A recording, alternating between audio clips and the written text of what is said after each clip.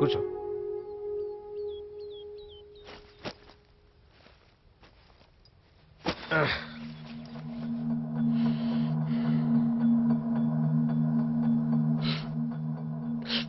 నువ్వంటే నాకు చాలా ఇష్టం రా.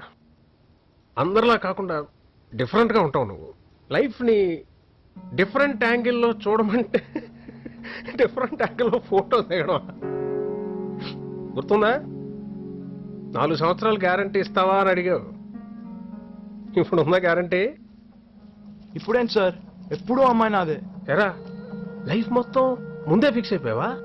మరి ఇంకెందుకు సార్ లవ్ చేయడం? Good good, very good. లవ్లో బాగా క్లియర్గా ఉన్నావు. మరి ఎగ్జామ్స్? నా రిజల్ట్ నాకు ముందే తెలుసు సార్, ఈజీగా పాస్ అయిపోతాను. హే రే రే, నీకున్న తెలివితేటలకి జస్ట్ పాస్ ఏంట్రా, ఫస్ట్ వస్తావు.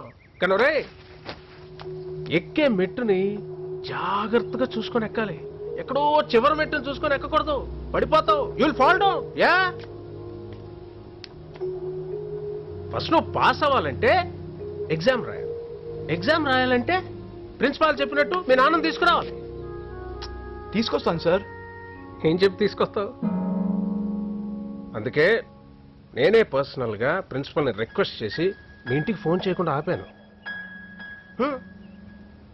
నీకే ప్రాబ్లం వచ్చినా నేను చూసుకుంటాను. I will take care of it. నువ్వు అనవసరమైన ఆలోచనలతో మైండ్ని డైవర్ట్ కానీకు. You just focus focus. కొన్ని నెల రోజులు ఎగ్జామ్స్ ఉన్నాయి కదా, ముందు బాగా చదువుకో. ఇదిగా కెరీర్ బాగుంటే ఇవన్నీ వాటంతట అవే వస్తాయి. లే బయలుదేరు.